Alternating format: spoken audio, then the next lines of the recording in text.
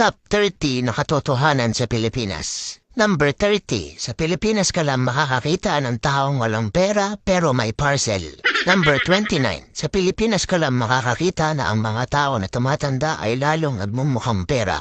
Number 28. Sa Pilipinas ka lang makakakita na friends lang daw pero ang convo ay may good morning at huwag papagutom. Number 27. Sa Pilipinas ka lang makakakita ng mga bata nagbibigay ng cake at flowers sa nanay kapag Mother's Day pero kinabukasan ay hindi na mautusan.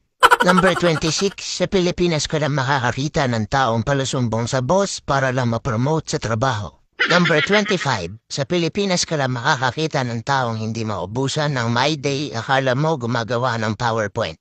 Number 24. Sa Pilipinas ka lang makakakita ng taong huling beses kinilig ay nung nahawakan niya yung extension wire sa bahay.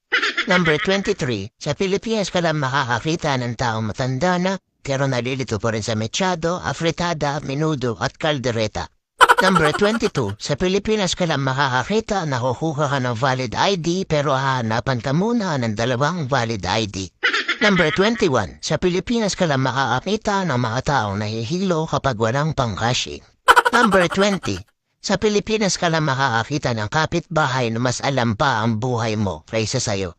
Number 19. Sa Pilipinas ka lang makakakita ng makiki-birthday na walang dalang regalo pero may dalang supot. Number 18. Sa Pilipinas ka lang makakakita ng walang trabaho pero araw-araw lasing. Number 17. Sa Pilipinas ka lang makakakita ng tao na uupo sa dulo ng jeep tapos ipapabot ang bayad. Number 16. Sa Pilipinas ka lang makakakita ng taong maamo kapag nangungutang pero galit pag siningil. Number 15. Sa Pilipinas ka lang makakakita ng taong naglagay ng hardworking sa resume pero tinatamad pumasok kapag Lunes. Number 14. Sa Pilipinas ka lang makakakita na pag ang tropa nila ay nadapa imbis na tulungan ay tatawanan pa nila. Number 13. Sa Pilipinas ka lang makakakita na ang mga tao ay madalas magpasarin sa social media pero kapag pinatulan mo ay autoblock ka na sa kanya. Number 12. Sa Pilipinas ka lang makakakita ng mga tao na nagsisiraan pero nagbabanding. Number 11. Sa Pilipinas ka lang makakakita ng mga babae nagpipils kahit nasa abroad ang mistero. Number 10. Sa Pilipinas ka lang makakakita na hindi kompleto ang childhood mo kung hindi mo naranasan mahulog sa kanal. Number 9. Sa Pilipinas ka lang makakakita ng mga tao nang hihina kapag hindi nakakarinig ng chismis. Number 8. Sa Pilipinas ka lang makakakita ng mga taong umalis ng bahay nakaakit-akit pero uuwing malagkit. Number 7. Sa Pilipinas ka lang makakakita ng taong nakapamewang kapag tumitikim ng niluluto.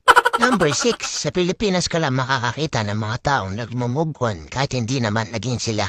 Number 5. Sa Pilipinas ka lang makakakita ng mga bahay na nagiging oven kapag tanghali. Number 4. Sa Pilipinas ka lang makakakita na pagbuntis ay chichismis pero pag binyag ay nakikikain. Number 3. Sa Pilipinas ka lang makakakita na may mga taong sinasabawan ang pansit canton. Number 2. Sa Pilipinas ka lang makakakita ng mga taong nagsasabi na on the way na pero ang totoo ay kakagising pa lang. Number 1. Sa Pilipinas ka lang makakakita na dahil sobrang init pati wallet walang laman tuyong-tuyo.